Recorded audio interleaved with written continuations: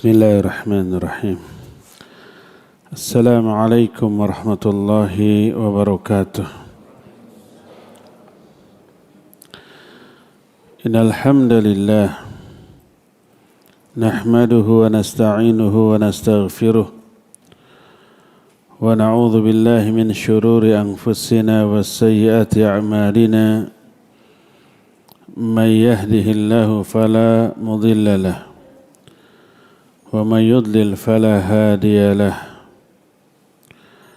وأشهد أن لا إله إلا الله وحده لا شريك له وأشهد أن محمدا عبده ورسوله يا أيها الذين آمنوا اتقوا الله حق تقاته ولا تموتن إلا وأنتم مسلمون وبعد. Ikhwati fillah, hadirin jamaah Masjid Al-Fursan Jati Asih, Bekasi, Jawa Barat, berarti masih orang Sunda. Juga para pendengar radio Tarbiyah Sunnah Bandung, pemirsa beberapa TV dan para netizen di mana saja Anda berada. Untuk yang pertama kalinya seumur hidup, saya baru ke sini dan mengangkat tema hinanya dunia. Yang dimaksud dengan dunia dalam pembahasan kita adalah bukanlah yang berkaitan dengan tempat, tanah, bumi yang kita pijak, atau benda-benda ciptaan Allah, langit, bumi, matahari, bulan, bintang, itu tidak hina. Juga bukanlah waktu, siang ataupun malam, pagi ataupun sore. Juga bukan hidup dan kehidupan. Tapi yang dimaksud hina, yang dimaksud dengan dunia yang hina adalah ada dua. Yang pertama yang bersifat materi, yang kedua yang bersifat immateri. Yang materi contohnya harta, apapun bentuknya, uang, makanan, tempat tinggal, ataupun kendaraan, perhiasan, ataupun yang bersifat immateri, yang tidak bersifat fisik. Contohnya umpamanya jabatan, pangkat, kekuasaan, popularitas, kesenangan, kenikmatan. Nah, itulah yang kita maksud dengan hinanya dunia.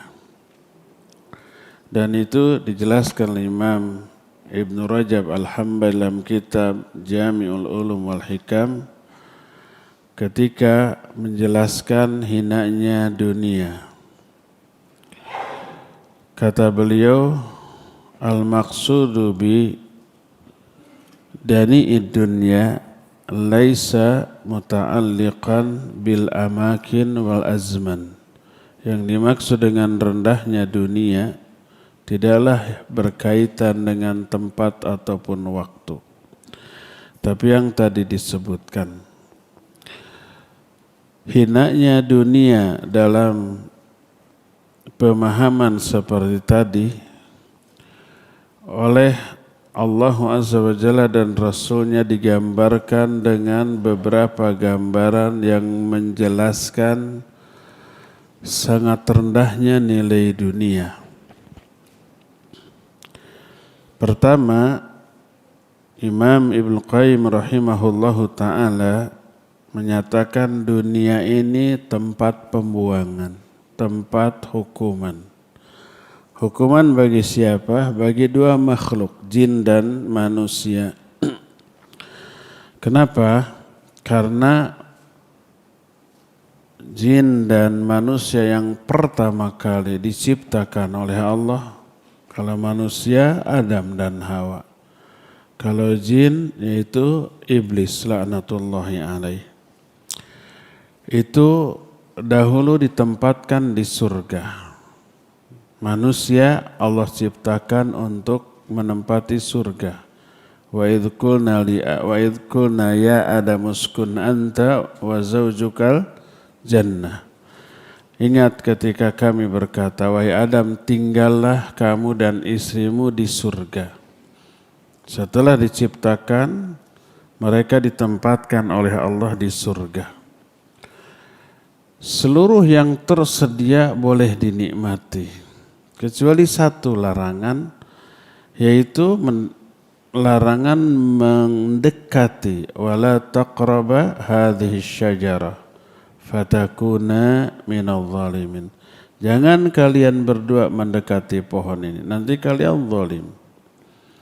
Ternyata satu-satunya larangan ini dilanggar karena dihasut oleh si iblis dari kalangan bangsa jin. Lalu bukan hanya didekati, dipetik, bahkan dimakan. Akibatnya dua-duanya Adam Hawa plus si iblisnya diusir dari surga untuk menebus kesalahannya, dihukum untuk hidup di dunia. Jadi manusia dan bangsa jin turun ke dunia untuk menjalani hukuman. Tempat dihukumnya kita, bukan tempat untuk bersenang-senang ataupun meraih kemuliaan. Kemuliaan itu hanya didapat nanti kalau kita sudah balik, kalau kita sudah mudik. Mudiknya itu harus ke tempat asal kita, yaitu apa? Surga. Itu diterangkan oleh Imam Ibnu Qayyim dalam kitab Miftahud Daris Sa'adah. Arti dari Miftahud Daris Sa'adah, kunci negeri kebahagiaan. Negeri kebahagiaan itu surga. Di mukadimahnya beliau jelaskan kenapa kita harus punya kunci untuk masuk surga. Karena asalnya kita dari surga, diturunkan ke dunia untuk menjalani hukuman, nanti baliknya harus ke surga lagi agar bisa bawa kuncinya tuh. Apa kuncinya? Dibahas di kitab itu, ternyata kuncinya itu adalah ilmu. Makanya kitab Miftahud Daris Sa'adah berisi penjelasan ratusan keutamaan ilmu, baik mempelajarinya ataupun mengajarkannya. Dari sini kita tahu karena dunia adalah tempat hukuman, maka tidak heran kalau Rasul SAW menyatakan ad-dunya mal'unatun wa mal'unun ma fiha. Dunia ini terlaknat. Kenapa? Karena ini tempat dihukumnya makhluk. Wa mal'unun ma fiha. Terlaknat juga semua yang ada di dunia ini. Illa dzikrullah wa mawala.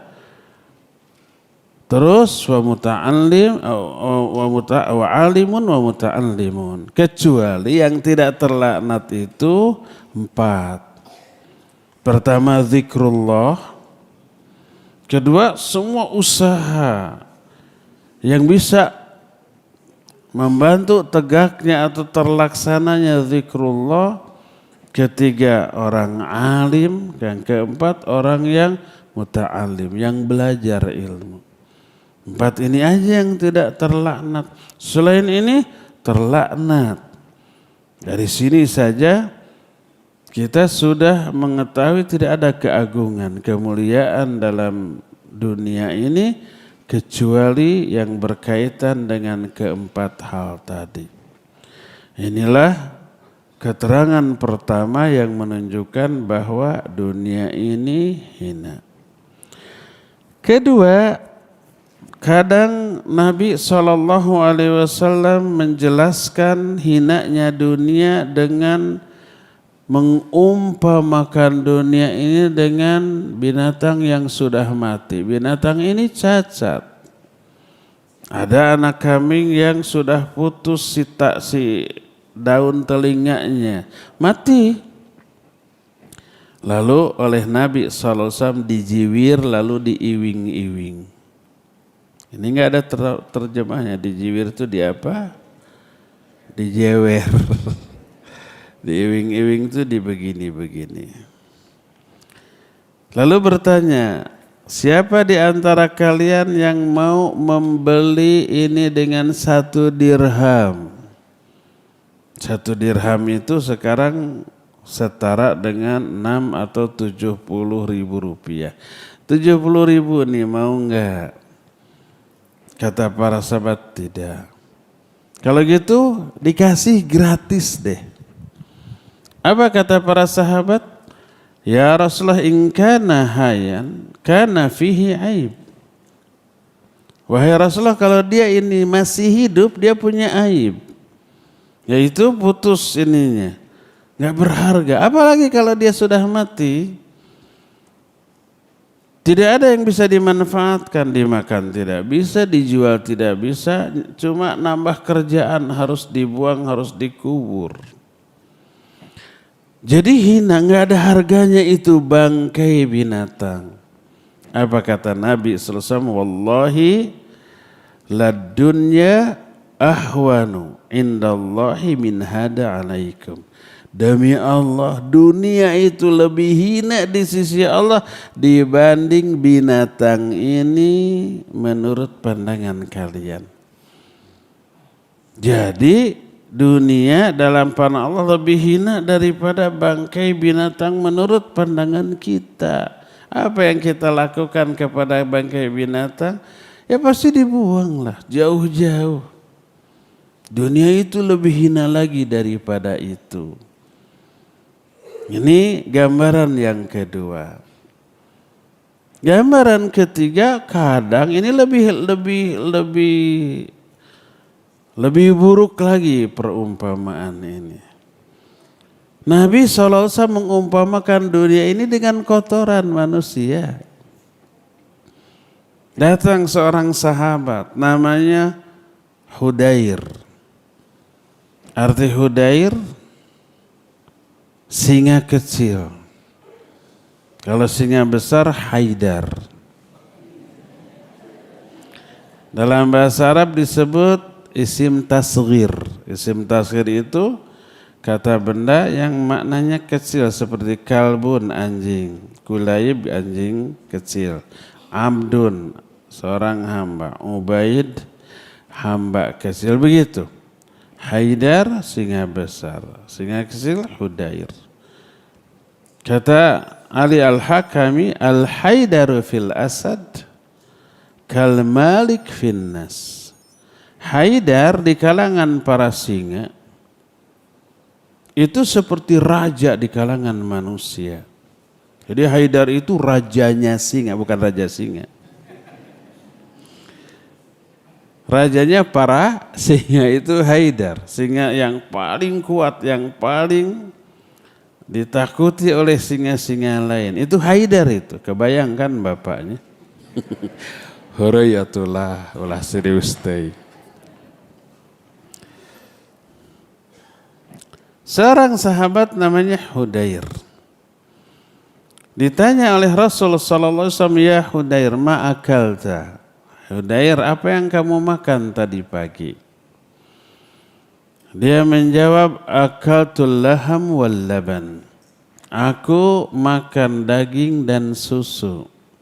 Berarti orang punya nih, ya.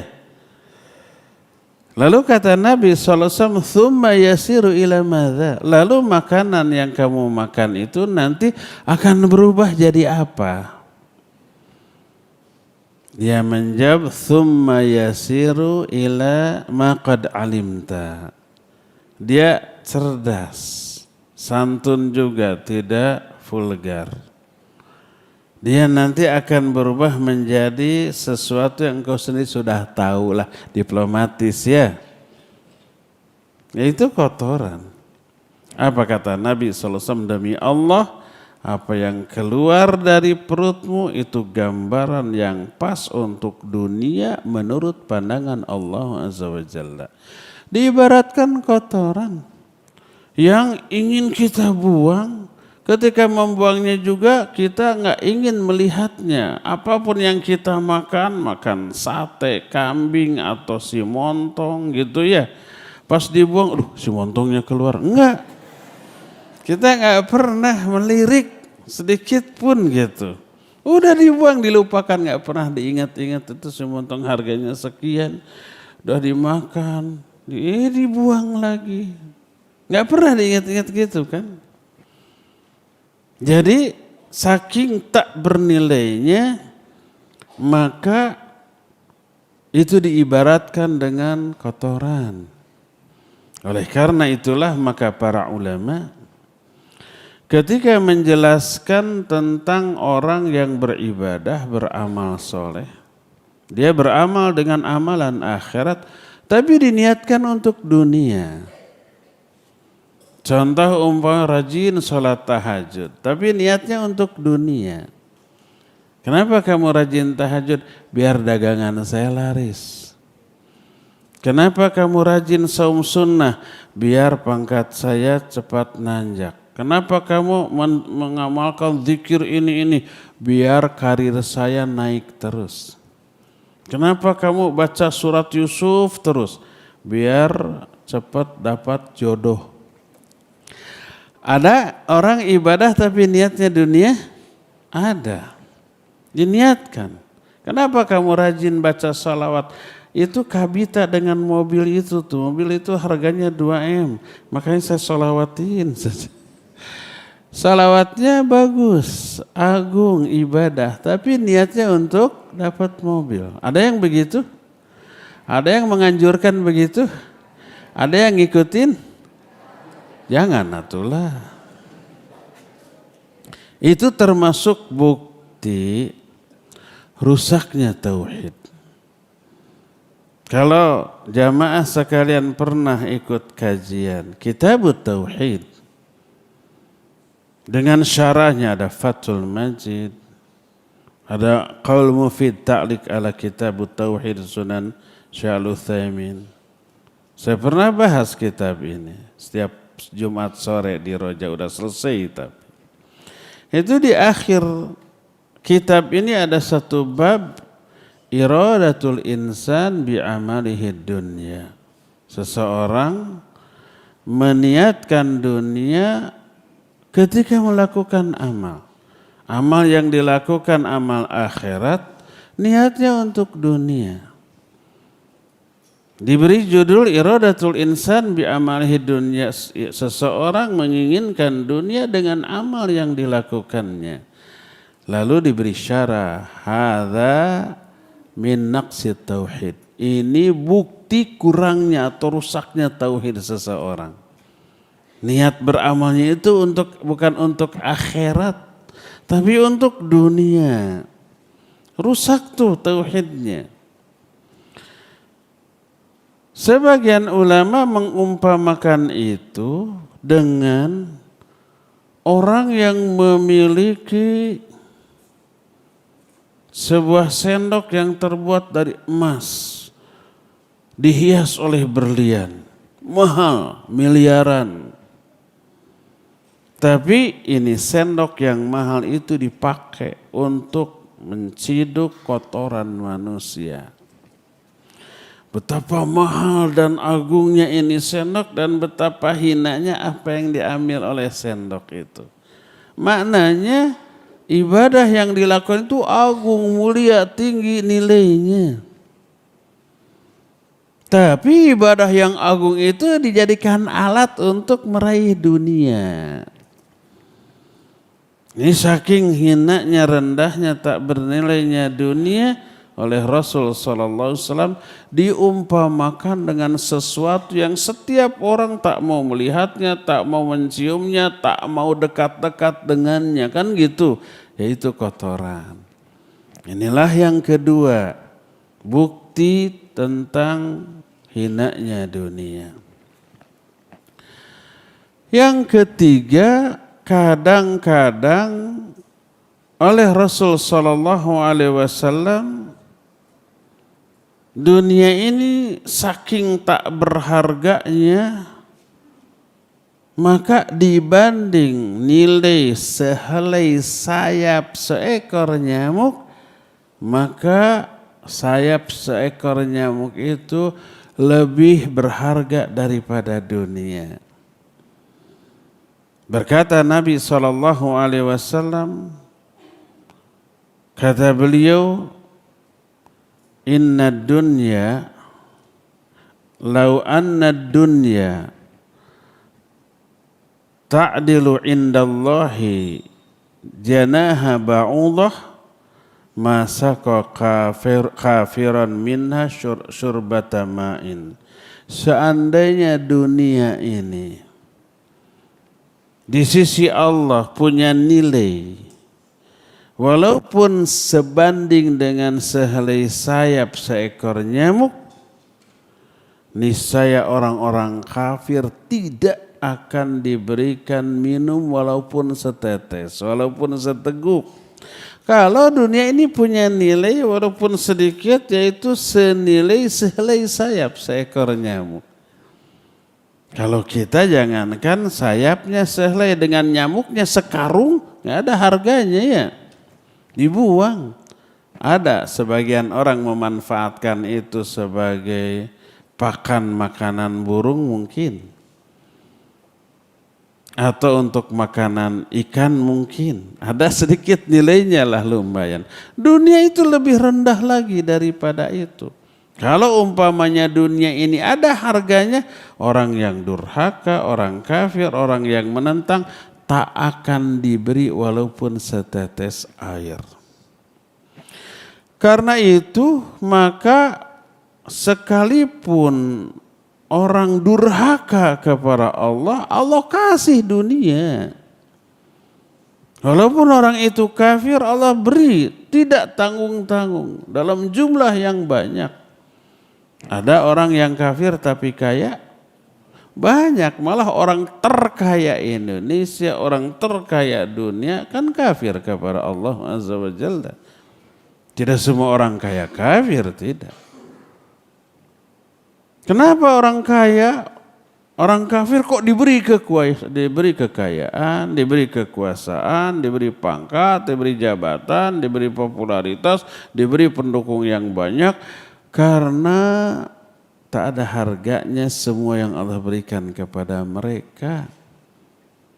Dan itu bukanlah bukti dari kemuliaan orang tersebut. Mulia tidaknya manusia tidak dilihat dari sebanyak apa harta yang dimilikinya, setinggi apa jabatan pangkat yang sudah diraihnya, seluas apa kekuasaan yang sudah ada dalam genggamannya.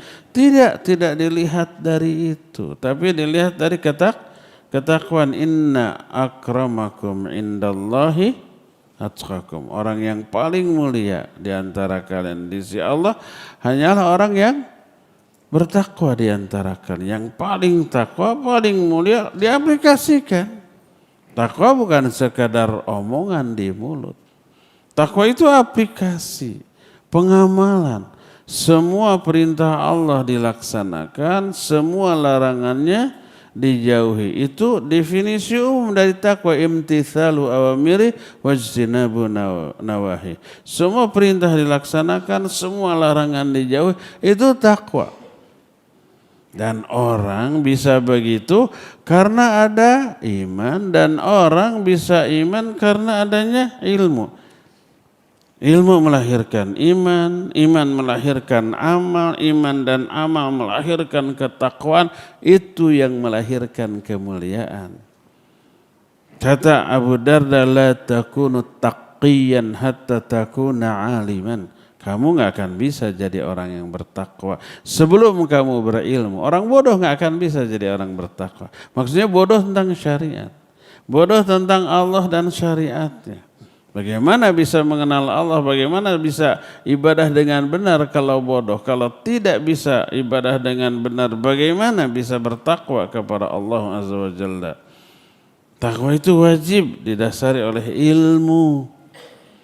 Ini yang melahirkan kemuliaan. Makanya tadi disebut semua dunia ini terlanat, semua yang ada di dalamnya terlanat kecuali yang tidak akan terlanat, yang berkaitan dengan ilmu dan amal. Orang berilmu, orang-orang yang belajar ilmu, ini akan terhindar dari laknat, akan Allah muliakan. Yarfa'illahu alladhina amanu minkum walladhina utul ilma darajat. Allah mengangkat derajat, kemuliaan orang-orang beriman dan berilmu beberapa derajat.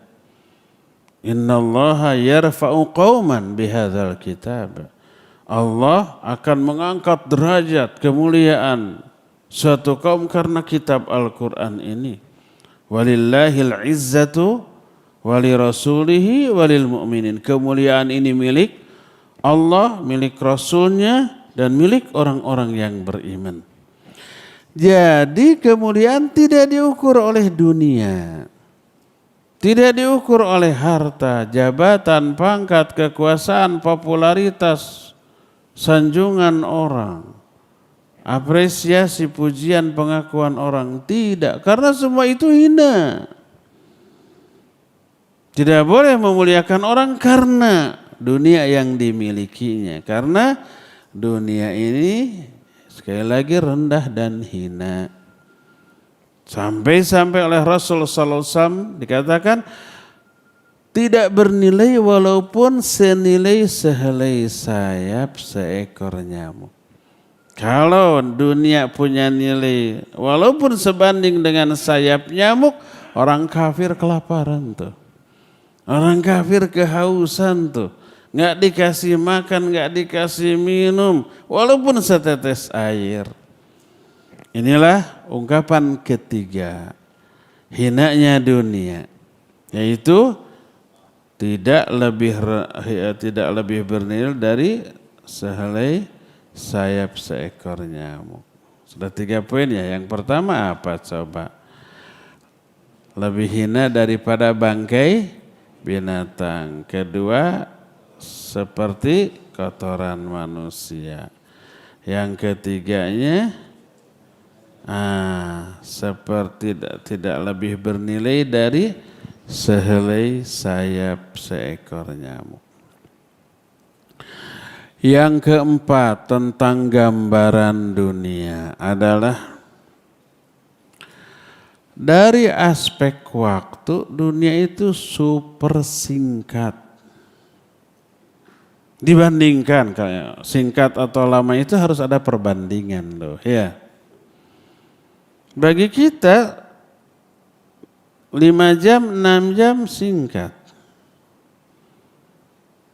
Atau sehari semalam masih singkat. Nah, bagi semut mah itu seumur hidup atau semut berapa usianya? Ada 2 hari. Itu seumur hidup itu. Bagi kita sangat singkat. Ada perbandingan. Bandingkan dengan kehidupan baik di alam kubur apalagi di akhirat. Berapa lama sih kita hidup? Kata Nabi SAW, a'maru ummati ma baina sittin wa sab'in. Umur umatku antara 60 sampai 70. Jarang, sedikit sekali yang lebih dari itu. Di antara kita sekarang sudah ada yang 70? Ada? Ada tuh. Jarang Bapak termasuk makhluk langka. Kata Nabi SAW jarang yang seperti itu. Kalau saya belum 70, baru 17 lebih. Jadi rata-rata umur sekian. Anggaplah usia kita 100 tahun. Menurut kita lama. Tapi coba bandingkan, setelah kita mati kemana kita pergi? Ke alam kubur ya. Berapa lama kita di alam kubur? Sampai kiamat. Berapa lama itu teh? Duka teh, nggak tahu. Bisa 1000 tahun, 2000 tahun, 10.000 tahun, 100.000 tahun, 1.000.000 tahun. Kita nggak tahu kapan kiamat. Yang jelas bakal lebih lama daripada hidup kita. Anggap sajalah 10.000 tahun. Hidup kita di alam barzah dibanding 100 tahun. 100 tahun ini lama apa sebentar? Sangat sebentar dibanding 1000 atau 10.000 tahun. Ringkas. Setelah kehidupan di alam barzah berakhir, julgur, dunia hancur, kiamat terjadi. Sangkakala ditiup semua binasa, wa nufikha fis-sur, fasa'iqa man fis samawati wa man fil ard. Ditiup sangkakala, hancur binasa semua yang ada di langit dan semua yang ada di bumi. Kullu man 'alaiha fan wa yabqa wajhu rabbika dzul jalali wal ikram. Semua yang ada di muka bumi musnah. Kullu syai'in halikun illa wajhah. Segala sesuatu akan binasa kecuali wajah Allah. Banyak ayat yang menjelaskan begitu. Tapi nanti akan dibangkitkan kembali. Mulailah kita masuk ke fase kehidupan berikutnya. Kita hidup di 4 fase kehidupan. Pertama di alam rahim, cuma 9 bulan, lebih singkatnya. Kita sudah nggak ingat, tidak merasakan apapun, tiba-tiba jelek segede gini. Nanti setelah lahir, kita fase kehidupan kedua di dunia, puluhan tahun. Nanti pasti kita mati. Masuk fase kehidupan di alam kubur lebih lama daripada kehidupan di dunia. Setelah kiamat kita masuk alam baru, di sana yang lebih mengerikan lagi. Ketika dibangkitkan saja, semuanya dikumpulkan di padang mahsyar dalam kondisi yang mengenaskan. Kita semua telanjang. Kita semua tak beralas kaki. Kita semua tidak dihitan lagi, walaupun di sini sudah dihitan, di sana utuh lagi. Terus ini padang mahsyar itu rata, nggak ada yang cekung, yang cembung, nggak ada bangunan, nggak ada gunung, nggak ada lereng, tidak ada lubang, tidak ada tempat yang lebih tinggi, yang lebih rendah, tidak ada pepohonan, tidak ada tenda. Matahari dekat 3 mil. Panasnya nggak ketulungan tuh. Semua orang berkeringat. Ada yang keringatnya merendam semata kaki, sebetis, sepinggang. Ada yang juga setelinganya. Tergantung amal mereka di dunia. Jangan diukur dengan kondisi di dunia. Dehidrasi dong, kering. Ya itu kalau di dunia. Di akhirat beda lagi. Semuanya kepanasan. Tapi ada beberapa orang tertentu dengan amal yang istimewa, yang hebat, yang dinaungi oleh Allah di bawah naungan arsy Allah. Sab'atun yudhilluhumullahu fi dhillih yauma la dhilla illa dhilluh. Ada 7 golongan yang akan Allah naungi pada hari yang ketika itu enggak ada naungan lain kecuali naungan Allah. Mereka teduh ketika semua orang kepanasan. Mereka merasakan kenyamanan ketika semua orang keresahan. Mereka merasakan keamanan ketika semua orang merasakan ketakutan. Ada orang-orang yang spesial di akhirat karena mereka juga spesial ketika di dunia. Kita tidak akan membahas 7 golongan ini, bukan itu materi kita. Antum pasti sudah pernah mendengar pembahasan ini ya. Ini gambaran singkat saja. Di padang mahsyar, lalu setelah itu kita dihisab. Proses hisabnya juga membuat tegang, membuat takut, membuat gemeter, seluruh pandangan ke bawah, saking takutnya, tegangnya, menyesalnya, dan semuanya. Lalu terakhir melewati sirat, di bawahnya neraka. Dan sirat ini gambarannya mengerikan. Pertama, sirat itu kecil, jembatan ini kecil. Imam Sufyan Ats-Tsauri rahimahullahu ta'ala menyatakan, balaghani anna sirat ahadda minas sayf. Telah sampai riwayat kepadaku bahwa sirat itu lebih tajam daripada bagian tajam sebuah pedang. Lebih kecil, itu yang sahih. Adapun pernyataan yang menyatakan bahwa sirat itu sekecil rambut di belah 7 nggak ada riwayatnya. Tapi betul kecil ya gitulah. Pertama kecil, kedua licin, disebut muzillah, mudhillah. Kata orang Sunda mah matak ti sereule, matak ti kosewad, matak ti jongjolong, matak ti kusruk gitunya. Banyak tuh istilahnya dalam bahasa Sunda. Bikin kepleset, bikin jatuh. Terus yang ketiga sangat gelap. Dekat tinggali curug-curug acan. Telunjuk kita sendiri pun tidak kelihatan. Bayangkan, jembatan kecil, licin, gelap. Persentase selamat bisa nyebrangnya itu berapa? Mungkin di antara kita ada yang pernah nyebrang sungai, tapi jembatannya itu hanya satu batang pohon kelapa. Ada? Saya pernah. Dulu waktu masih muda banget ya. Itu suka cross country ke Gunung Tangkuban Parahu di sana. Ada sungai, ada jembatan dari batang kelapa, ada pegangannya. Gemeter itu. Padahal gede ya. Ini bayangkan, sebesar atau sekecil, bukan sebesar, sekecil bagian tajam sebuah pedang. Gelap lagi. Ya licin lagi. Selain itu dari dalam neraka ada batang-batang besi yang hidup. Lalu menyambar orang-orang yang sedang menyeberang di atasnya. Ibarat kaki gurita raksasa. Tapi terbuat dari besi yang lewat disambar. Gimana bisa mudah ya enggak? Kegambar super sulitnya. Sangat menakutkan, sangat menegangkan. Enggak bisa kita, enggak mau nyebrang takut. Nggak bisa, harus nyebrang. Digiring gitu.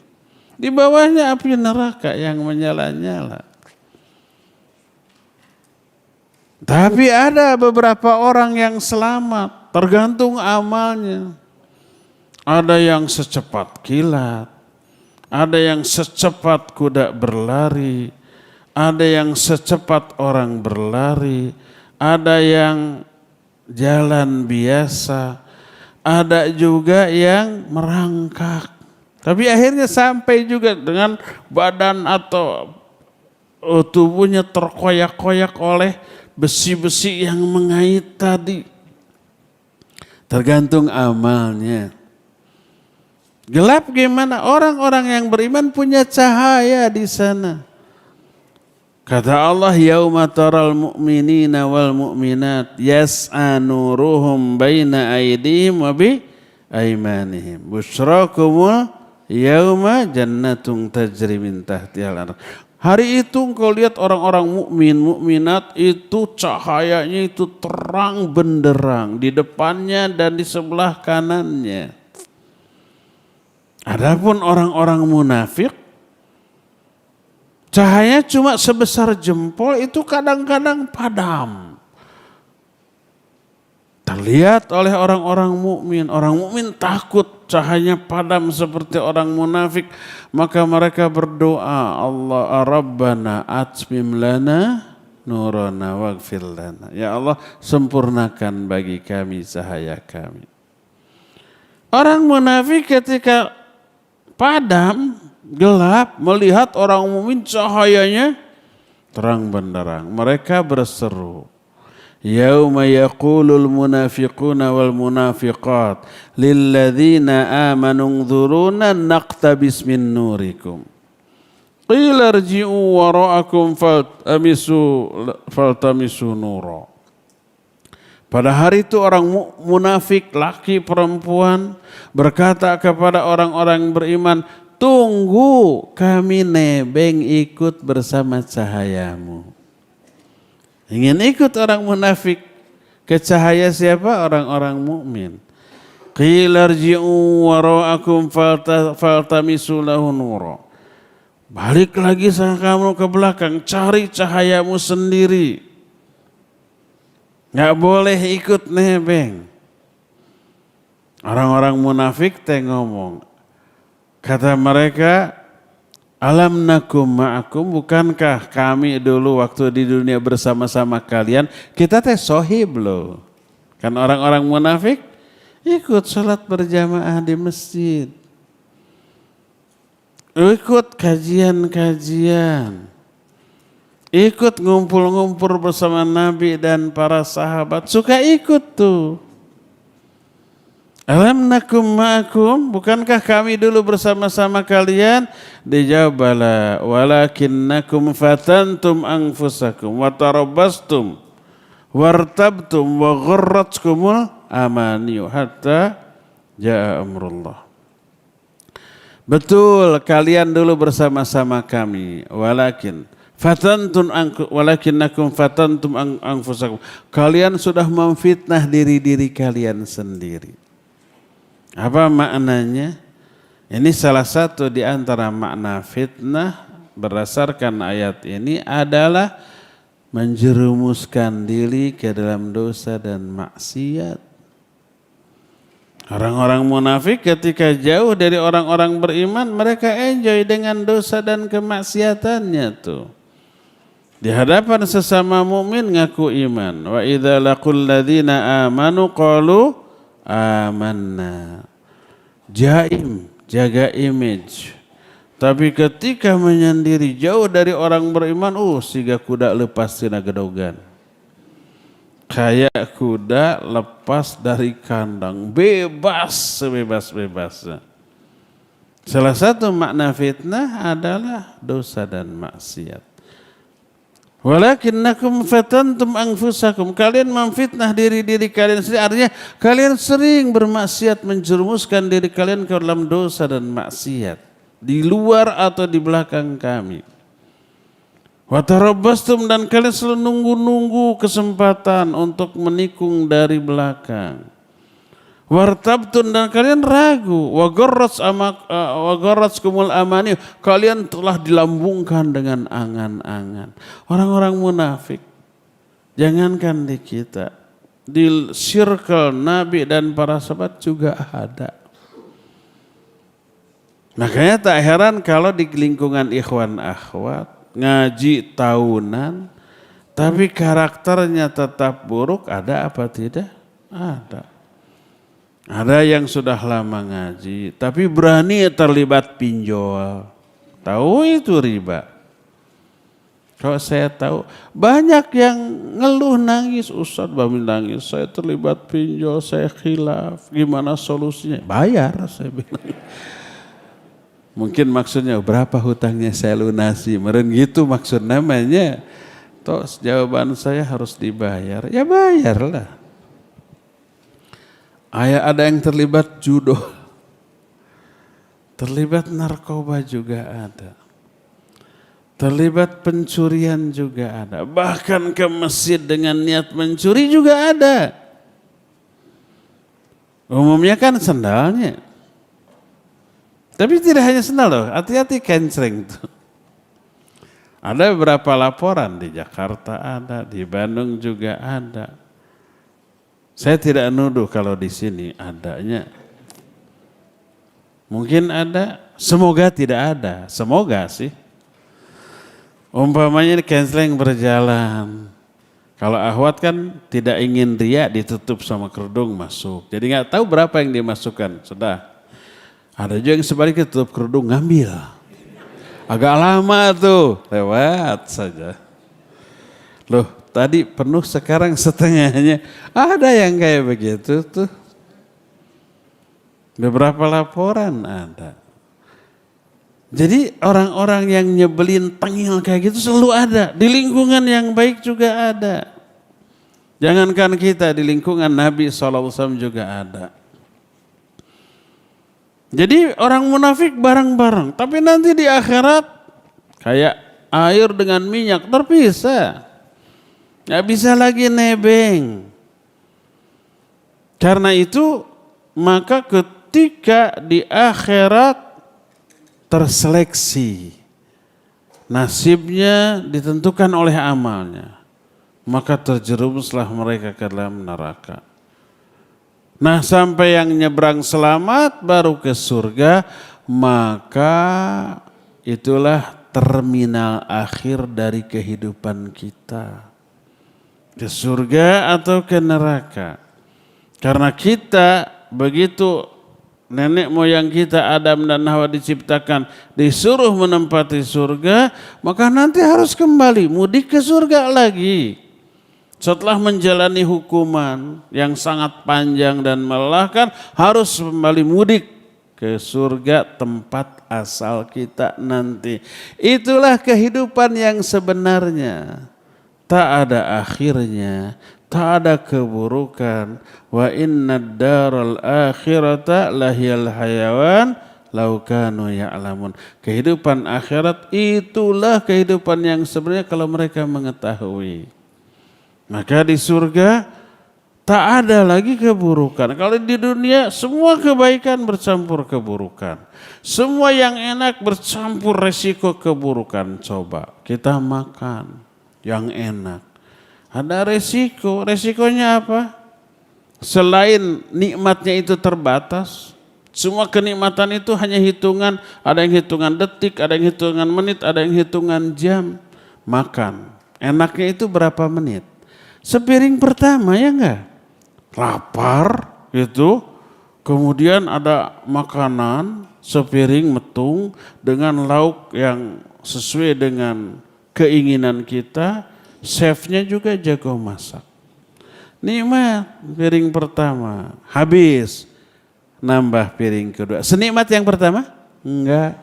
Sudah agak enak, tapi dikereye. Dikereye itu terus habis. Nambah lagi. Piring ketiga enak? Enak sudah. Dipaksa, aduh nyerah deh. Di sini masih ingin. Karena enak. Ini udah nolak. Sering gitu? Sering. Sudah enggak nikmat lagi. Berapa menit tuh? Terus beresiko apa resikonya? Gemrot. Dan gemrot itu bukanlah satu-satunya keburukan, tapi menyimpan banyak keburukan. Berarti lemak bertambah tuh. Kolesterol naik tuh. Kadar gula naik tuh. Terus asam urat naik. Berakibat tensi naik. Berakibat pembuluh darah tersumbat. Berakibat kerja jantung harus tambah berat. Udahlah akhirnya loyo dari segala segi. Itu keburukan dari makan. Tidur, berapa lama kita nikmat tidur? Jam-jaman. Kalau tidur seharian pusing kita, ya enggak? Bisa kena erep-erep itu. Yang erep-erep itu salah satunya kebanyakan tidur. Semua kenikmatan terbatas dan ada resiko. Coba makanan apa yang paling kita sukai? Si montong umpamanya. Gulanya tinggi, lemaknya tingginya, terus kalorinya juga tinggi. Harganya jangan lupa tinggi juga gitu. Jadi serba tinggi bikin stres. Nikmatnya nggak seberapa. Tapi kan saya mah selalu dikasih gratis, tetap gulanya, lemaknya, asam uratnya, macam-macamnya beresiko. Itu di dunia. Di akhirat tak ada lagi semua resiko keburukan. Makan kita bukan karena lapar, bukan karena kebutuhan, tapi murni untuk merasakan lezatnya rasa makanan. Kita di dunia tidur nikmat karena lemahnya kita, butuh recovery, butuh pemulihan, butuh tidur. Tapi di akhirat tidur kerugian. Harusnya berbahagia, bersenang-senang, merasakan kenikmatan, terus tidur rugi. Tidur ketika saatnya harus berbahagia adalah sebuah kerugian. Makanya di akhirat, di surga tidak ada tidur. Terus ngapain itu? Senang-senang, nggak ngantuk, nggak capek, nggak lelah, nggak butuh recovery, pemulihan, nggak. Hanya senang-senang.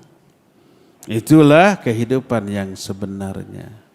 Tak ada akhirnya. Lihat perbandingan waktu hidup di akhirat, di alam kubur dengan di dunia. Ternyata 100 tahun hidup di dunia terasa amat sangat singkat.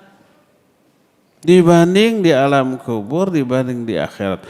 Karena di alam kubur jauh lebih lama, di akhirat selama-lamanya, maka yang harus kita perhatikan adalah bagaimana caranya agar nyaman, nikmat, bahagia, selamat hidup di alam kubur dan di akhirat. Kebanyakan orang hanya mikir bahagia, nikmat di dunia. Ya kepikiran bagaimana di alam kubur, bagaimana di akhirat, gimana nanti. Mestinya terbalik, nanti gimana ya. Oh nanti kita harus bahagia, siapkan sekarang. Nah dunia kita jalani sebagai ikhtiar perjuangan agar di akhirat bahagia, di alam kubur bahagia. Gimana caranya? Ibadah dan amal soleh. Dunia ini tempat menanam, panennya nanti di akhirat. Ad-dunya majra'atul akhirah. Dunia ini ladangnya akhirat. Kita di sini hanya menanam, manennya nanti di sana. Di sini kita hanya berkorban, di sini kita hanya berbuang, memetik hasilnya nanti di akhirat. Dari sisi ini pun lihat, dunia ini bukan cita-cita. Makanya salah satu doa yang masyhur adalah Allahumma la taj'alid dunya akbaru hammina wa mablagha ilmina. Ya Allah jangan kau jadikan dunia ini sebagai cita-cita terbesar kami dan sebagai tujuan dari ilmu kami, jangan. Jadikan akhirat sebagai cita-cita tertinggi kami dan tujuan pokok dari ilmu yang kami pelajari ini. Dan banyak lagi keterangan-keterangan lain yang menjelaskan hinanya dunia. Karena itu maka mengejar dunia berarti mengejar kehinaan. Mengejar dunia berarti menjerumuskan diri ke dalam kotoran. Mengejar dunia berarti menyiapkan diri untuk menjadi bagian yang terlaknat. Sebagaimana sabda Nabi SAW, ad-dunya mal'unatun wa mal'unun ma fiha. Dunia ini terlaknat, terlaknat juga semua yang ada di dalamnya. Ada beberapa pengecualian yang tidak akan terlaknat. Ya. Jadi seperti itu. Lalu apa bahaya atau fitnah dari dunia yang selalu kita kejar? Nah, untuk bisa selamat dari jeratan dan jebakan dunia ini, maka perhatikan bahaya dari mengejar dunia. Apa saja? Syekh Shalih Al-Fauzan hafizahullahu ta'ala menjelaskan fitnah dunia ini ada tiga jenis, bukan 3 poin.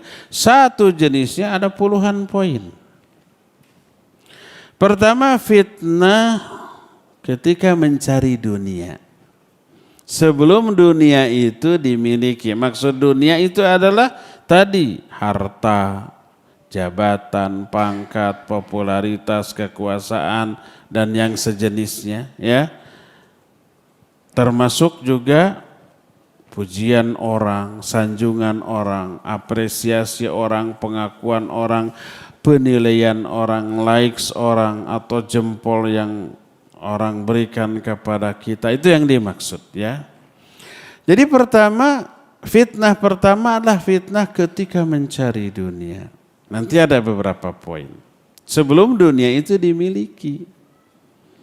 Kedua, fitnah setelah dunia itu kita miliki. Setelah kita punya uang, setelah kita punya jabatan, setelah kita punya pangkat, punya kekuasaan, punya popularitas, punya ini, punya itu, fitnahnya berbeda dengan yang tadi. Itu yang kedua.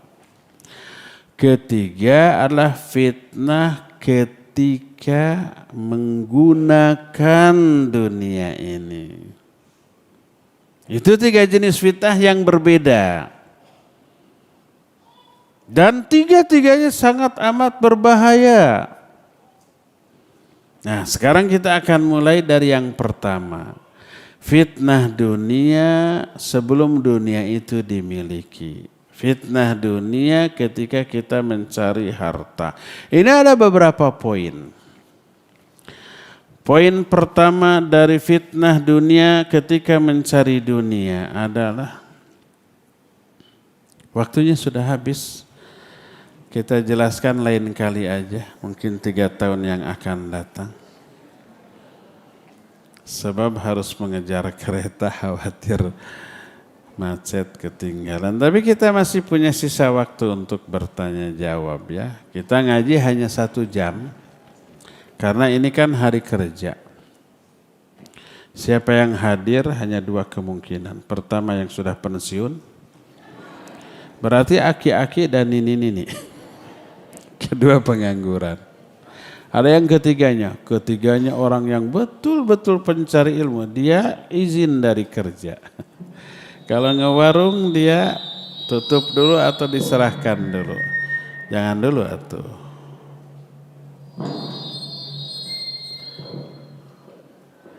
Jangan dulu diinikan. Jadi karena kebanyakan sudah sepuh, cukup ngaji 1 jam. Setelah itu baru tanya jawab ya. Taib, untuk bapak-bapak silakan bisa langsung, untuk emak-emak boleh pakai catatan. Bapak-bapak, ibu-ibu silakan, karena sudah ada mic masing-masing tempat, jadi kita silakan untuk bertanya dengan langsung. Pertama kami silakan untuk yang bapak-bapak, barangkali ada yang mau bertanya.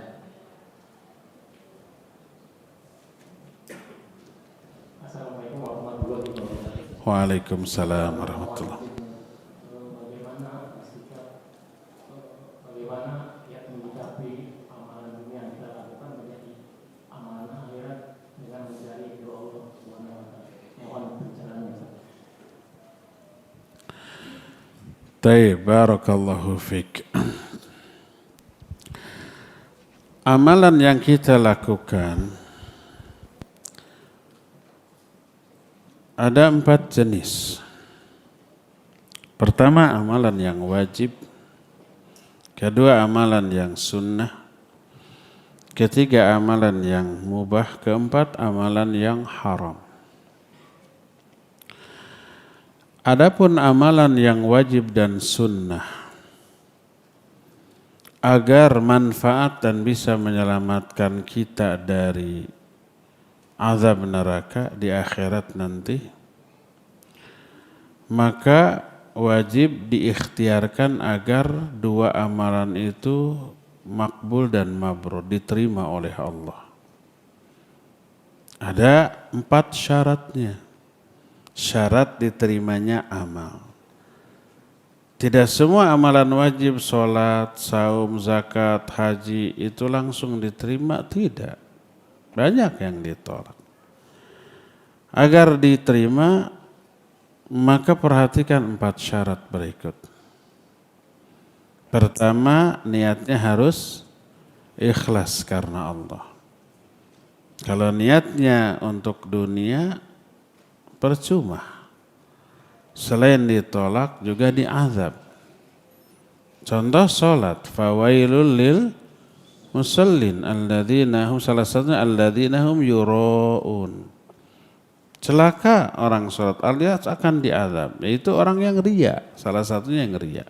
Dan semua ibadah begitu. Wa ma umiru illa liya'budullaha mukhlishina lahuddin. Manusia tidak diperintahkan kecuali untuk beribadah kepada Allah secara ikhlas. Innamal a'malu binniyat wa innamal likulli imri'in ma nawa. Amal tergantung niat dan setiap orang hanya peroleh balasan sesuai dengan niatnya. Man kana yuridul hayata dunya wa zinataha nuwaffi ilaihim a'malahum fiha wa hum fiha la yubkhasun ulaika alladzina laisa lahum fil akhirah illa an-nar wa habita ma sana'u fiha wa batilu ma kanu ya'malun. Siapa orang yang menginginkan kehidupan dunia dan kemewahannya, kami berikan, tak akan dikurangi sedikit pun. Tapi merekalah orang-orang yang gak akan dapat bagian apa-apa di akhirat kecuali neraka. Ini orang yang meniatkan amal akhirat untuk dunia seperti itu. Jadi wajib ikhlas meniatkan amalan akhirat untuk kebahagiaan di akhirat. Niat. Syarat kedua, mutaba'ah. Cara melaksanakannya jangan dikarang sendiri, jangan disesuaikan dengan adat, budaya, kultur, kebiasaan. Tapi cara mengamalkan ibadah tersebut harus nyontok kepada Nabi SAW. Itu konsekuensi dari wa asyhadu anna Muhammadar Rasulullah. La ilaha illallah, konsekuensi ibadah hanya kepada Allah. Muhammad Rasulullah, konsekuensi ibadah kepada Allah melalui syariat Nabi Muhammad SAW. Mutaba'ah sesuai sunnah. Ya, ini yang kedua. Ketiga, tidak hanya cukup dua. Yang ketiga adalah al-akhdhu bil quwwah. Melaksanakan dengan kesungguh-sungguhan. Bukan ala kadarnya. Bukan seadanya. Walaupun ikhlas sesuai sunnah tapi asal-asalan. Jangankan Allah yang maha baik sempurna, kita punya pekerja, pembantu, tapi kerjanya asal-asalan. Nyupir nggak bersih, nyuci piring. Nyapu, ngepel masih kotor. Beres-beres nggak beres juga. Digaji tetap. Kesel nggak kita? Kesel. Dimarahi. Nggak terima, udah pecat. Ganti dengan yang baru. Kan gitu. Kalau asal-asalan. Jadi wajib sungguh-sungguh. Dan yang keempat, al-musara'ah. Al-musara'ah itu bersegera. Tidak lelet. Telengle, tetalangke, tehararese, tekudu diteke. Itu lelet, lemot. Kita aja kalau nyuruh ke anak, nyuruh ke murid, nyuruh ke pembantu, tolong ini, tolong itu. Iya, nanti. Tapi dikerjakan juga. Kesel nggak? Kesel, marah. Nyapu, ya sabar. Ayo segera, tenang. Apa yang kita lakukan? Ambil sapu, jebrot gitu kan. Nggak nurut tuh. Allah menyatakan wasari'u ila maghfirati min rabbikum wa jannatin arduha samawati wal ardu iddatil muttaqin. Bersegera kalian menuju ampunan Allah dan menuju surga. Bersegera. Wala taniya fi dzikri, jangan lelet dalam mengingatku. Jadi 4. Agar amal kita diterima. Ini dijelaskan oleh Syekh Salim bin Id Al-Hilal dalam kitab Bahjatun Nazrin syarah Riyadhus Shalihin, ya. Jadi lakukan amal yang fardu, yang sunnah dengan memenuhi 4 ini. Ketiga, amalan mubah. Mubah itu seperti tidur, makan, olahraga, mencari nafkah, itu mubah. Amalan mubah bisa berubah menjadi ibadah, menjadi maksiat, atau tetap dalam kemubahannya. Tergantung 2. Pertama niat, kedua cara. Niatnya benar, caranya bagus, bisa jadi bernilai ibadah. Contoh, makan itu mubah. Mau makan, mau tidak dosa, tidak berpahala. Tapi kalau makan kita niatkan untuk sesuatu yang baik. Kenapa kamu makan yang bagus, bergizi gitu? Agar saya sehat, kuat, agar ibadah berkualitas. Kalau sakit-sakitan nggak bisa saum sunnah. Kalau sakit-sakitan nggak bisa bangun malam. Kalau sakit-sakitan ngaji di kajian cuma kuat 5 menit. Makanya saya harus sehat. Salah satu upaya sehat, makan yang benar. Olahraga juga begitu. Itu yang pertama. Kedua, terapkan sunnah dalam hal makan. Basmalah dulu, pakai tangan kanan. Kalau ngariung, ambil yang terdekat. Ya gulam sammillah, kul biyaminik wa kul mimma yalik. Hei anak, sebut nama Allah sebelum makan. Makan dengan tangan kananmu dan ambillah yang terdekat. Jangan ngambil yang jauh. Sekarang kalau yang terdekatnya sambal, lauknya yang jauh. Boleh nggak? Di sana kambing, ikan, ayam, telur. Di sini sambal, lalap, teri gitu. Kita ingin ngambil, boleh nggak? Boleh. Larangan tersebut ambil dari yang terdekat. Kalau makanan yang tersaji, yang dekat, yang jauh sejenis. Umpama kurma gitu. Atau dukuh gitu. Kenapa dilarang ngambil yang jauh padahal ada yang dekat? Pertama sejenis, yang kedua ngambil yang jauh itu pertama simbol keserakahan. Kalau yang dekat pasti bagian kita kan. Kita ambil dulu bagian yang orang. Agar bagian kita lebih banyak. Apa akibatnya? Orang lain mikir, loh bagian saya diambil. Akhirnya pacorok kokod. Nggak ada istilahnya itu, nggak ada terjemahan. Akhirnya ya bisa ribut gitu. Madarat, ya. Itu adab sunnah ketika makan. Terus setelah makannya hamdalah terus berdoa. Siapa yang makan lalu berdoa, alhamdulillahilladzi at'amani hadza wa razaqanihi min ghairi haulin minni wala quwwah, ghufira lahu ma taqaddama min dhanbi, dosa-dosanya diampuni. Lihat. Makan itu ibadah. Bismillahnya ibadah, pakai tangan kanan dengan niat untuk menerapkan sunnah juga ibadah. Niatnya untuk kesehatan dan kesehatan nanti dipakai menopang ibadah juga ibadah. Ditutup dengan doa ibadah, kata Nabi SAW diampuni semua dosa-dosanya. Lihat, makan pun jadi ibadah. Kalau niatnya benar, caranya benar. Tapi bisa menjadi maksiat kalau niat salah, cara salah. Pertama niatnya umpamanya kenapa kau makan banyak? Karena biar kuat dipukuli orang. Biar larinya kenceng. Karena nanti malam mau operasi. Kalau ketahuan mencuri, biar larinya kenceng. Kalau kepegang, biar dipukulnya juga kuat. Nah niatnya salah tuh. Untuk maksiat kesehatannya ya. Terus menerapkan sunnah syaitaniyah. Dengan tangan kiri, la tashrabu bishimal fa inna syaitan yashrabu bishimal. Makan minum dan pakai tangan kiri itu sunnah setan. Terus apa tadi, tidak basmalah. Setan ikut makan. Terus ngambil dari jauh lagi. Akhirnya orang ribut karena haknya diambil sama kita, ngambil punya kita, berantem nanti di sana. Jadi dosa. Yang mubah bisa menjadi dosa. Olahraga mubah. Tapi kalau niatnya saya olahraga itu agar peredaran darah lancar, sehat, otot kuat, stamina kuat. Apa akibatnya? Bangun malam. Bisa sejam 2 jam kuat. Setiap Senin Kamis saum. Setiap baca Quran odoj itu 1 jam bisa. Setiap kajian 2 jam tagen.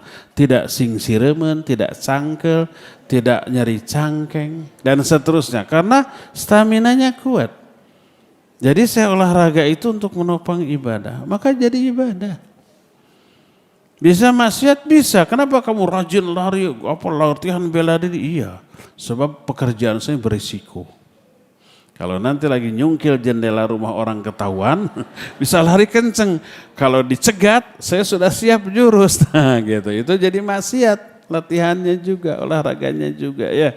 Jadi yang mubah pun bisa menjadi ibadah. Mau tidur itu media untuk menghapus dosa dan meraih pahala.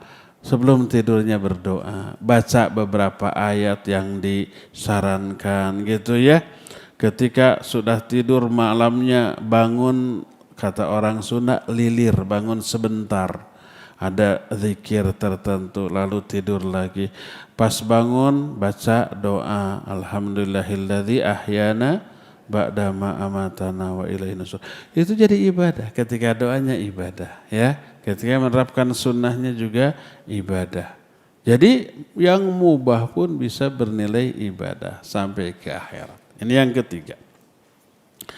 Adapun yang keempat yang haram, akan tetap keharamannya tidak bisa berubah menjadi mubah apalagi ibadah walaupun dengan niat yang benar. Tetap saja dosa, nggak bisa berubah menjadi ibadah. Orang mencuri, untuk apa? Bangun masjid niatnya. Niatnya bagus, bagus, tapi amalnya buruk, maka tetap dosa. Al-ghayah la tubarirul wasilah, tujuan tidak menghalalkan segala cara. Tujuan bagus, cara harus bagus, ya. Tidak boleh caranya buruk walaupun tujuannya bagus. Umpamanya, seseorang umpamanya melakukan sebuah dosa tapi dengan niat yang bagus. Apa contohnya? Menatap akhwat. Nggak boleh itu dosa. Saya tahu tapi kan niat saya bagus. Apa niatnya? Mensyukuri nikmat Allah. Itu nikmat Allah, kecantikan wanita saya syukuri dengan saya. Itu salah. Tetap aja dosa. Makanya dosa tetap dosa, nggak bisa berubah menjadi baik, menjadi ibadah walaupun niatnya baik. Kalau ada orang melakukan kesalahan, lalu dia menepis, membela, saya tidak berniat begitu umpamanya ya. Ada orang yang mencela kita, menggibahi kita. Kita tegur jangan begitu. Niat saya baik agar antum berubah. Niat saya baik, ini nasihat untuk antum. Nasihat tapi bentuknya apa? Ghibah atau mencela. Tidak berubah menjadi ibadah. Tetap aja haram, tetap ghibah, tetap mencela dan tidak berubah menjadi nasihat yang berpahala ya. Nah, begitulah caranya agar kita seluruh amal kita bermanfaat di akhirat. Hanya 3 jenis amalan. Amalan wajib dan amalan sunnah dengan syarat niatnya harus benar, caranya harus benar. Ketika niat salah, cara salah, amalan baik pun berubah menjadi maksiat. Lihat sholat menjadi maksiat kalau niatnya salah, ria, dan caranya salah. Maka terancam dengan neraka. Begitu juga saum, begitu juga haji, begitu juga umroh. Kalau amalan wajib, wajib niatnya ikhlas dan wajib mutaba'ah. Kalau enggak berubah menjadi maksiat. Demikian juga amalan sunnah, niatnya harus benar dan caranya harus benar. Adapun yang mubah, nah bisa tetap dalam kemubahannya. Kalau dia niatnya, biasa saya makan karena lapar. Tidur karena ngantuk gitu. Dan tidak menerapkan sunnah di sana, maka tidak bernilai dosa, tidak bernilai pahala. Mubah, tapi bisa berubah menjadi berpahala kalau niatnya baik, caranya menerapkan sunnah. Wallahu a'lam. Ya, terima kasih. Sebelum dilanjutkan yang Iwan, ada dari Ahwat. Assalamualaikum warahmatullahi wabarakatuh. Waalaikumsalam warahmatullahi wabarakatuh. Ustadz, bagaimana cara kita menghindari kemaksiatan yang berulang-ulang, Tan? Habis maksiat, tobat, maksiat lagi, tobat lagi, Tan. Nah, ini bagaimana cara mensiasati kita supaya terhindar dari kemaksiatan tersebut? Terus apabila ada orang yang sudah tahu tentang ilmu syar'i, tetapi dia masih menggunakan riba, Tan. Nah, itu seperti apa hukum dan bagaimana usaha untuk menghindarinya, Tan? Terima kasih. Barakallahu fiik. Ini pertanyaan terakhir, tinggal 9 menit lagi. Ada 2 pertanyaan. Orang dosa tobat, dosa lagi tobat lagi, dosa lagi tobat lagi. Ada yang begitu? Ada apa banyak? Banyak apa semua? Iya ada. Orang seperti itu disebut memiliki jiwa lawwamah, nafsul lawwamah. La uqsimu biyaumil qiyamah wa la uqsimu bin nafsil lawwamah. Ada 3 jenis jiwa, yang terbaik mutmainnah, kedua lawwamah, ketiga ammarah. Nafsul mutmainnah jiwa yang cenderung kepada kebaikan, kebenaran, ibadah, amal soleh, anti dosa dan maksiat. Ini sebaik-baik jiwa. Kedua di bawah itu nafsul lawwamah. Lawwamah itu berasal dari kata lama yalumu. Pelakunya disebut laim. Lama itu mencela. Lama yalumu. Laim yang mencela. Salah satu karakter orang yang Allah cintai adalah wala yakhafuna laumata laim. Mereka tidak takut terhadap celaan orang-orang yang mencela. Lama itu la ham alif mim, lama. Bukan lama bahasa Indonesia, kade. Artinya mencela. Orang yang mencela, pelakunya subjeknya disebut laim. Kalau mencela sekali 2 kali. Tapi kalau terus-terusan sering mencela disebut lawam. Dalam bahasa Arab disebut sighat mubalaghah. Masuk huruf tak marbutah lil mubalaghah lagi. Jadilah lawamah. Nafsul lawamah artinya jiwa yang sering mencela. Mencela siapa? Mencela diri sendiri. Karena sering terjerumus ke dalam dosa. Jadi ketika orang itu berdosa, dia menyesal, nangis. Sampai bertobat, ya Allah, saya tobat gak akan begini-begini lagi. Diterima tobat. Minggu depan terjerumus lagi. Lalu dia celak lagi, kenapa saya begini? Kenapa tahu itu haram kok dilakukan gitu ya? Itulah nyambung ke pertanyaan kedua. Tahu ilmu syar'i tapi riba. Pinjol tadi. Yang ngaji ada yang terlibat pinjol ya. Nah, jadi dia mencela diri sendiri ketika tobat. Nanti terjerumus lagi. Tobat lagi mencela diri sendiri. Karena sering, maka disebut nafsul lawwamah ya. Bagaimana orang seperti ini? Berkata Syekh Al-Utsaimin rahimahullah, ketika ditanya apakah kalau seseorang tobat lalu berbuat lagi, tobat lagi, berbuat lagi, tobatnya itu diterima atau tidak? Beliau menjelaskan, kalau ketika tobatnya itu memenuhi syarat tobat, 7 syarat tobat diterima. Pertama, berhenti dia dari dosanya. Kedua, menyesal. Ketiga, bertekad tidak kembali. Ini 3 syarat asal, 3 syarat pokok. Yang 4-nya berkaitan dengan waktu ya. Waktunya sebelum sakarat, sebelum matahari terbit dari barat. Terus kalau dosanya berkaitan dengan orang, minta maaf. Terus ikhlas, 7. Tapi yang intinya 3. Berhenti, menyesal, dan bertekad tidak mengulang kembali. Kalau ini sudah ada, diterima tobatnya, dosanya terhapus. Karena sudah memenuhi syarat, di antaranya bertekad tidak akan mengulang. Sebulan kemudian mengulang tanpa direncanakan. Kenapa mengulang? Terjebak dengan keadaan. Saat itu imannya sedang rapuh, keadaan mendesak, sehingga tergoda lagi tanpa direncanakan. Maka ini dosa baru yang wajib ditobati tanpa merusak tobatnya yang lama. Karena tobat yang lama bertekad tidak mengulang.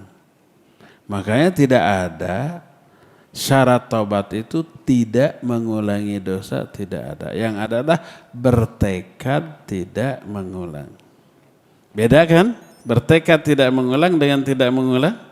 Kalau sudah bertekad tidak mengulang, mungkin mengulang? Mungkin, tanpa direncanakan, tanpa disengaja. Nah, kecuali kalau umpamanya, sementara ini saya berhenti dulu, nyesel. Karena apa? Umpamanya judi atau mabuk atau zina waliyadzubillah. Lagi banyak uang, bokeh habis. Tobat dulu ah. Nanti dapat proyek lagi, berbuat lagi. Mabuk kan butuh biaya. Judi, apalagi judi gitu ya. Zina, konon 80 juta. Mahal gitu. Proyeknya harus miliaran. Sekarang bokeh, tobat dulu. Nanti kalau dapat proyek lagi, berbuat lagi. Itu ada rencana tidak? Ada, maka nggak sah tobatnya. Tidak diterima, dosanya tidak terhapus. Tapi kalau orang sekarang benar menyesal, saya tobat, bertekad saya tidak akan mengulang, akan menjauh gitu. Ternyata sebulan, 2 bulan kemudian terjebak dalam sebuah keadaan yang menyebabkan dia itu tergiur lagi. Lalu terjerumus lagi baik ke dosa yang sama atau dosa yang lain, ini dosa baru yang wajib ditobati lagi tanpa merusak tobatnya yang lama. Ya. Terus bagaimana caranya agar kita tidak terjebak lagi? Pertama, mintalah tolong kepada Allah Azza wa Jalla agar kita ini diistiqomahkan. Baca tuh doa sering-sering, Rabbana la tuzigh qulubana ba'da id hadaitana.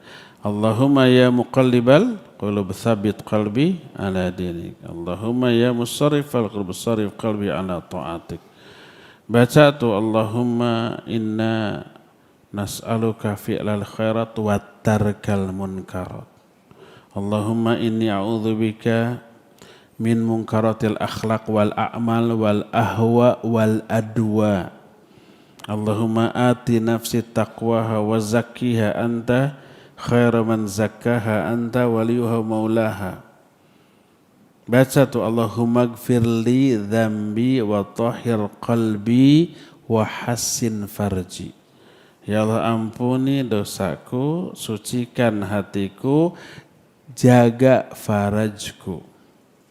Ini doa dari Nabi SAW ketika ada orang datang, ya Rasulullah izinkan saya berzina. Kata Nabi SAW, bagaimana kalau ada lelaki yang menzinahi ibumu, bibimu, putrimu? Bagaimana merasa, demi Allah saya tidak suka. Demikian juga orang lain. Wanita yang kamu zinahi itu ibu dari anaknya. Kalau dia belum punya anak, dia pasti anak dari ibunya dan bapaknya, bibi dari ponakannya, kakak dari adiknya, dan seterusnya, pasti nggak suka. Akhirnya orang itu menyatakan, wallahi kalau gitu saya tidak akan lagi berzina. Apa kata Nabi SAW? Beliau mendoakan Allahumma gfir lahu dzambah wa tahhir qalbah wa hassin farjah. Ya Allah ampuni dosanya, sucikan hatinya, jaga farajnya. Jadi ini juga berlaku untuk kita, untuk anak-anak kita. Doakan. Tidak hanya doa, tapi yang ini yang perlu. Allahumma gfirli auladi dzunubahum wa tahhir qulubahum wa hassin furujahum. Baca doa ini untuk anak-anak kita. Ya Allah ampuni dosa dari anak-anakku. Sucikan hati mereka, jaga faraj mereka. Agar tidak terjerumus ke dalam perzinahan atau yang sejenis itu. Liwat dan seterusnya. Jadi doakan anak-anak kita ya. Pertanyaan naon tadi teh? Tidak mengulangi riba. Mengulangi dosa. Jadi agar kita tidak mengulangi dosa, pertama minta kepada Allah Azza wa Jalla, berdoa agar Allah mengistiqomahkan kita, tidak mencabut hidayah ini dari diri kita. Kedua, gaul dengan orang-orang soleh, dengan orang-orang baik, dan jauhi lingkungan pergaulan orang-orang buruk. Hijrah. Kata Rasul SAW, al-muhajiru man hajara ila man hajara ma nahallahu wa rasuluhu. Orang yang hijrah itu adalah orang yang meninggalkan apa yang dilarang oleh Allah dan Rasulnya. Termasuk lingkungan pergaulan yang buruk. Al-mar'u ala dini khalili falyandur ahadukum ma yukhalil. Seseorang itu agamanya sangat dipengaruhi oleh agama kawannya. Maka hendaklah kalian perhatikan dengan siapa kalian berkawan. Pilih kawan-kawan bergaul yang baik-baik. Jauhi kawan-kawan bergaul circle-circle yang buruk yang dulu kita pernah punya masalah kelam di sana. Jauhi. Kegagalan orang yang hijrah sekarang adalah dia bertobat tapi teman-temannya masih yang dulu yang pernah menyeret dia kepada keburukan. Ya tetap kalau begitu masih terkontaminasi oleh racun-racun yang disemburkan oleh mereka melalui ucapan, melalui tingkah laku, kita akan terpengaruh. Jadi jauhi fitnah sejauh-jauhnya. Kalau kita tahu iman kita ini lemah, di sana ada sumber fitnah, jauhi, jangan didekati karena fitnah itu menyambar kuat, hati kita lemah. Jangan sok jago-jagoan, saya mah iman kuat, ilmu sudah cukup, saya tidak akan tergoda. Nggak boleh. Nih ada banyak orang hebat kemudian tergoda sampai kufur. Tahu ayat dalam surah Al-Hasyr, kamatsali syaitan idh qala lil insani kfur falamma kafara qal inni bari'um minka inni akhafullaha rabbal alamin. Setan berkata ke orang, kufur kamu, diturut kufur. Ketika orang ini kufur, setan berkata, aku berlepas diri dari kamu, aku pun takut kepada Allah Rabbul Alamin. Siapa orang ini? Ahli ibadah, rahib. Oleh setan digoda agar berhenti ibadah, enggak tergoda. Apa akibatnya? Setan mencari jalan lain.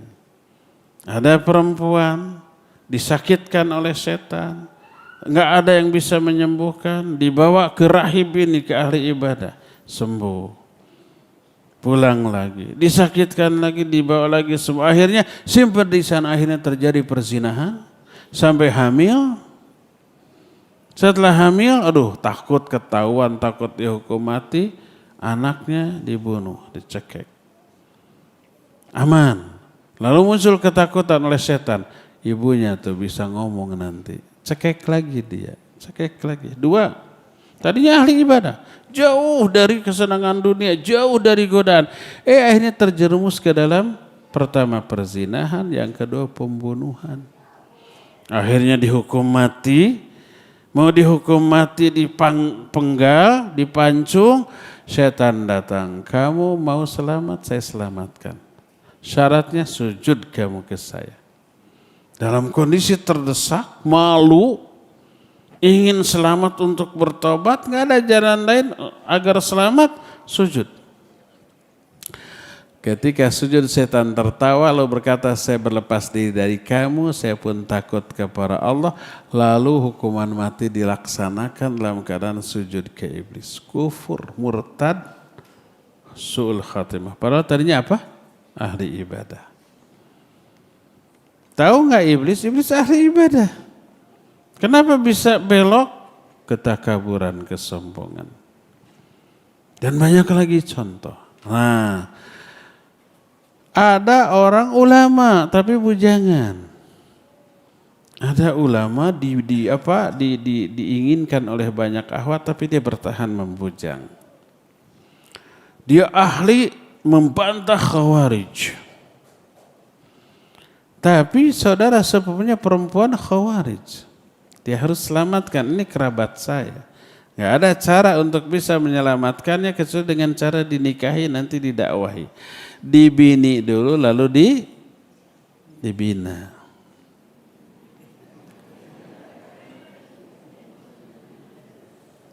Dinikahi. Apa yang terjadi? Dia berubah lebih khawarij daripada istrinya. Terpengaruhi oleh istrinya. Para ulama berilmu, imannya kuat, tersambar fitnah.